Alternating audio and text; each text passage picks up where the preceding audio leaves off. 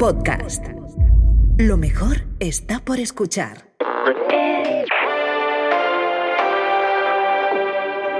Falleció este lunes en Madrid a la edad de 75 años, víctima de una larga y penosa enfermedad.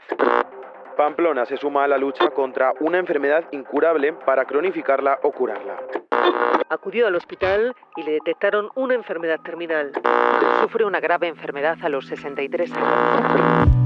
Pacientes con cáncer. Padecido cáncer. Con más casos de cáncer. Que están relacionadas con el cáncer. Con más casos de cáncer. Pasado un cáncer. La enfermedad del cáncer. Básicamente un cáncer. El Día Mundial del Cáncer. Cáncer. El cáncer se habla.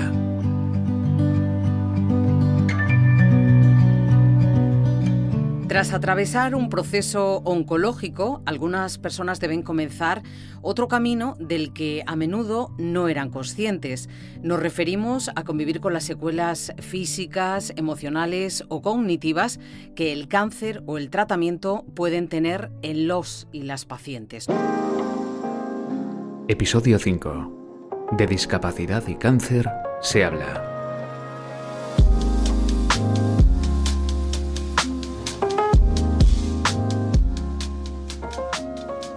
Hoy en El Cáncer se habla, queremos hablar de algo que se comenta poco y que, sin embargo, afecta profundamente a la calidad de vida de muchas personas: la discapacidad asociada al cáncer.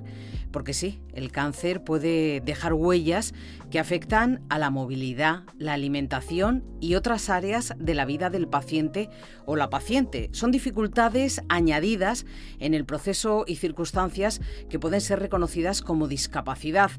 Pero ¿qué significa exactamente eso? ¿Cómo se tramita? ¿Qué beneficios supone? ¿Por qué todavía hay tantas personas que desconocen estos recursos o que no se atreven a solicitarlos? Hoy vamos a hablar de todo ello con una mirada clara, accesible y humana. Nos acompaña Amaranta Herrera, trabajadora social de la sede de Santa Cruz de Tenerife, de la Asociación Española contra el Cáncer. Amaranta, bienvenida. Gracias a ustedes.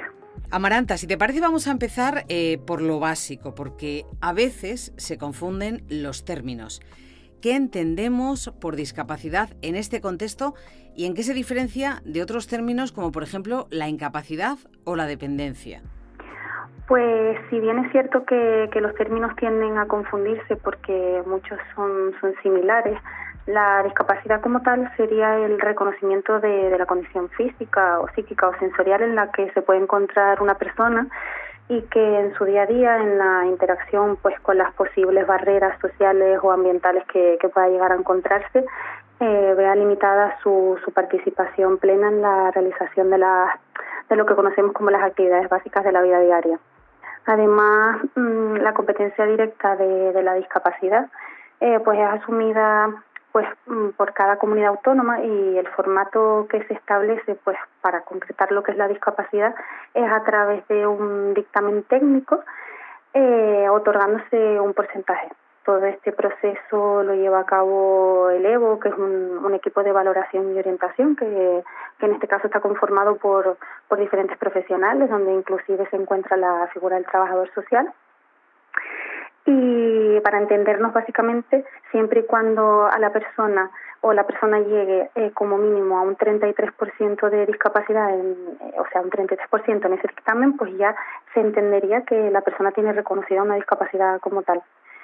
Si a lo mejor nos ponemos a hablar de lo que es incapacidad, nos referimos ya a la situación en la que una persona ya no puede seguir desarrollando su profesión habitual, o inclusive en algunos casos ya no la habitual, sino ninguna otra.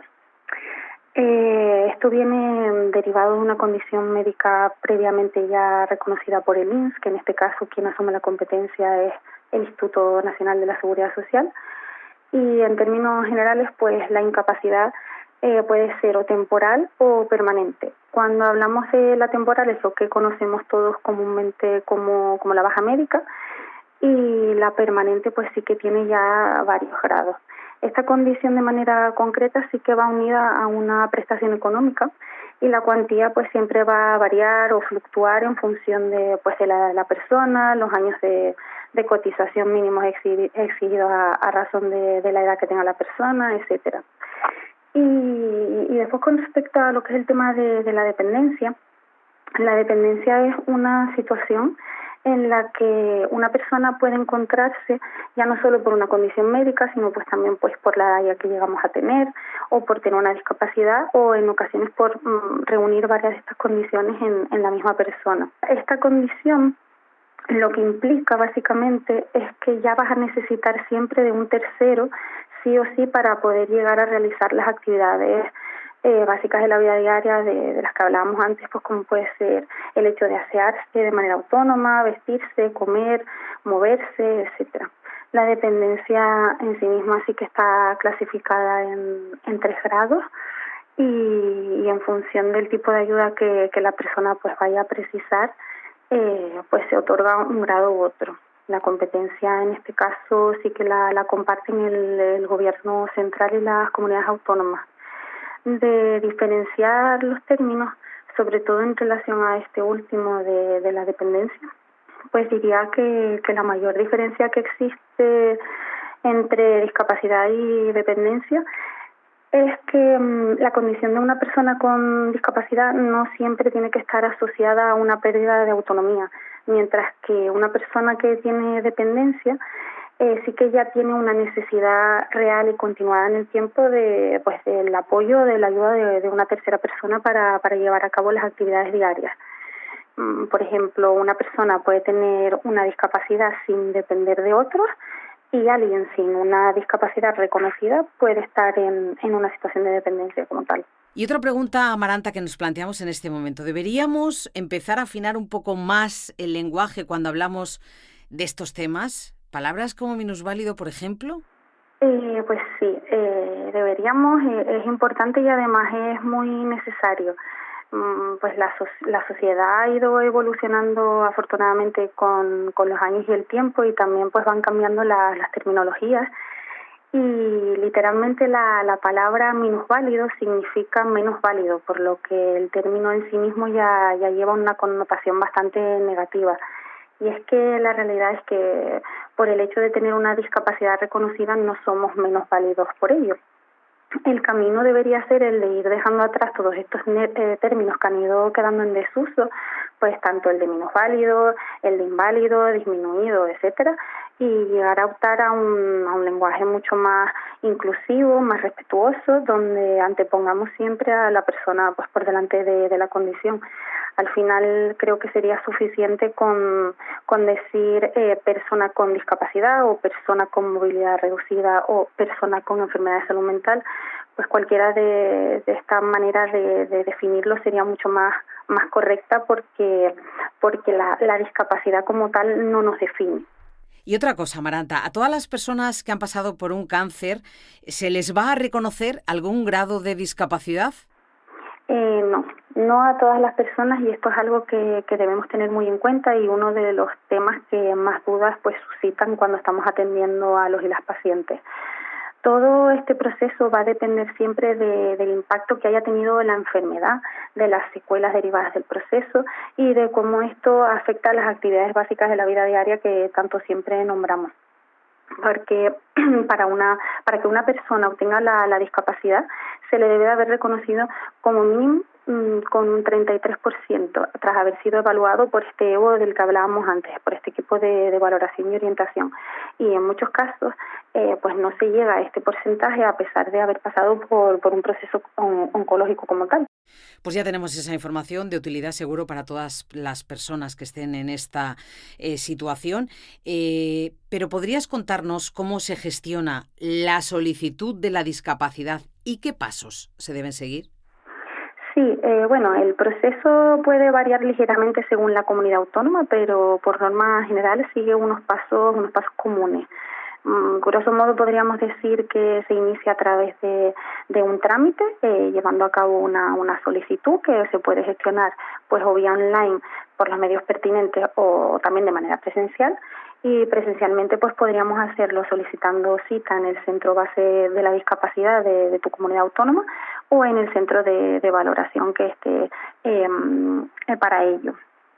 Y todo esto pues para dar registro también a la documentación, y también se podría hacer a través de cualquier oficina de registro en la administración pública.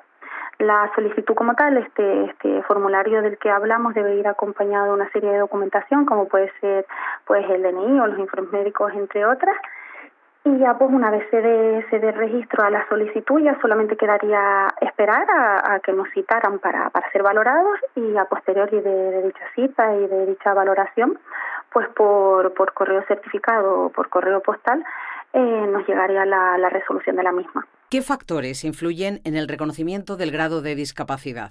Bueno, pues aparte de las posibles secuelas físicas y emocionales que derivan del propio proceso o pueden derivar, creo que juega un papel fundamental el factor contextual de la persona. Es decir, pues si la persona cuenta con redes de apoyo, si tiene una buena situación de su vivienda, si tiene una buena situación económica, porque al final aquí confluyen muchos factores. No es lo mismo atender a un paciente con un diagnóstico oncológico de enfermedad avanzada, pero que cuenta pues con una buena red social, una buena red de apoyo, tiene también una buena condición económica o una vivienda que está o puede llegar a estar adaptada a las necesidades que puedan ir surgiendo, que si atendemos la misma situación, pero en un contexto social pues totalmente diferente, ¿no? Sin apoyo familiar, con una vivienda que tenga barreras arquitectónicas o que no disponga de los medios económicos suficientes. Así que sí, diría que todos estos factores pues contextuales, sociales, ambientales y económicos confluyen notablemente, y también son factores que tienen mucho peso en el paciente y la paciente. Y otra cosa que nos viene ahora mismo a la cabeza, ¿es igual en cualquier parte de España? ¿Cómo de rápido es el proceso de reconocimiento de la discapacidad? Pues como indicaba anteriormente, el proceso debe ser similar en cualquier parte de España, a pesar de que la competencia pues sea autonómica. Y en teoría, y a pesar de que los tiempos de resolución están marcados y publicados como tal, es cierto que en estos últimos tiempos, y en función también de la comunidad autónoma en la que vivas, pues las esperas en la ya no resolución, sino también en la propia citación para la valoración están siendo extremadamente largas. Esto es algo que también trabajamos mucho en las sesiones y que trasladamos a las personas beneficiarias pues para que ajusten un poco sus expectativas con respecto a los tiempos de resolución, porque no es algo que está llegando pues de manera temprana. ¿Qué 3 grados principales se deben tener de referencia en el reconocimiento del grado de discapacidad? Sí, pues en el dictamen técnico, que como comentábamos se estima a través de porcentajes, encontramos 3 porcentajes como muy marcados, ¿no? Y los beneficios van a variar siempre en función del que se obtenga. Pues como comentábamos antes, siempre y cuando el porcentaje sea igual o superior al 33%, pues ya implica que tenemos una discapacidad reconocida, y que cualquier porcentaje inferior a esta cifra pues resultaría denegatorio. Luego, si obtuviésemos un 65%, pues implicaría que podríamos ya optar o solicitar, siempre y cuando sea y se cumplan los requisitos exigidos, una pensión no contributiva por discapacidad.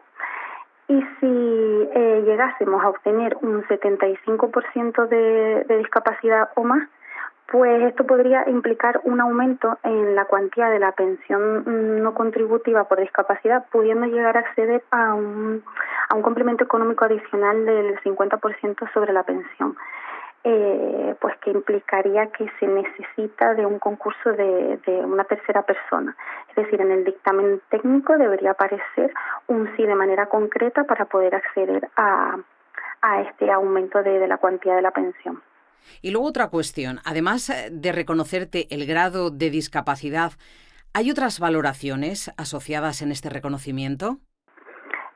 Sí, dentro del propio dictamen técnico, por ejemplo, podemos encontrar el baremo de limitación en la movilidad.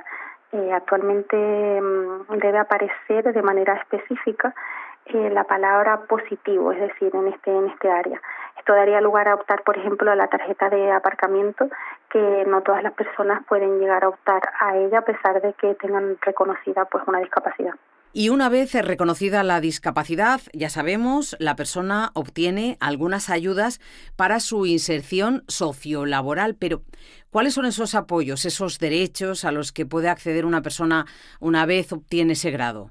Pues yo siempre comento a los pacientes y a las pacientes que en ningún caso llegar a obtener una discapacidad implica una connotación negativa. Por ejemplo, tanto en el ámbito de la empresa privada como en el de la empresa pública, el tener una discapacidad reconocida puede ayudar a la incorporación en el mercado laboral, dado que puedes llegar a optar a plazas específicas y puestos de trabajo con reserva para personas con discapacidad. Además, a la propia empresa, y esto es importante también recalcarlo, les beneficia porque obtienen pues beneficios específicos a través de la contratación de personas con esta condición. Y además creo que también es importante pues mencionar que los beneficios no solo son a nivel laboral, sino también están asociados a otro tipo de beneficios como a nivel tributario en la declaración de la renta o a la exención en algunos impuestos como el de circulación, y también hay algunos descuentos que están como un poco más delimitados o son más de carácter autonómico, como puede ser la reserva de vivienda protegida o descuentos en el abono de transporte. Y todos estos descuentos de manera específica sí que varían en función de la comunidad autónoma en la que nos encontremos. Y por último, Amaranta, ¿qué mitos o creencias equivocadas detectas con más frecuencia sobre lo que significa tener una discapacidad?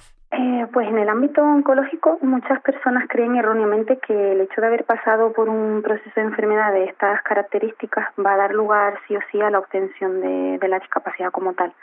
Lo mismo pasaría con el tema de la tarjeta de aparcamiento de la que hablábamos anteriormente.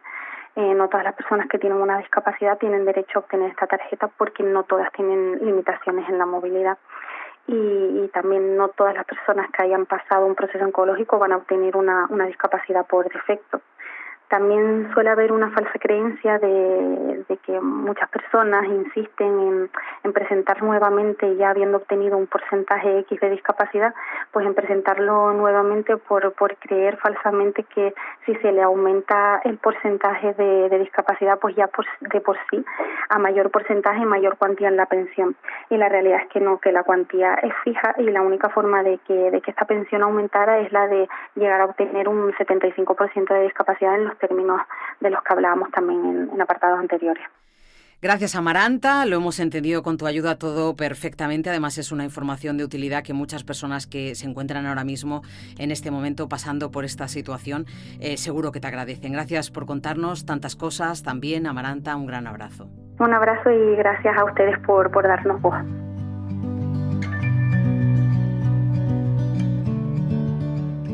Derechos, tiempos, barreras. Durante décadas, las personas con cualquier tipo de diversidad física o psíquica han luchado por hacerse visibles al resto de la sociedad.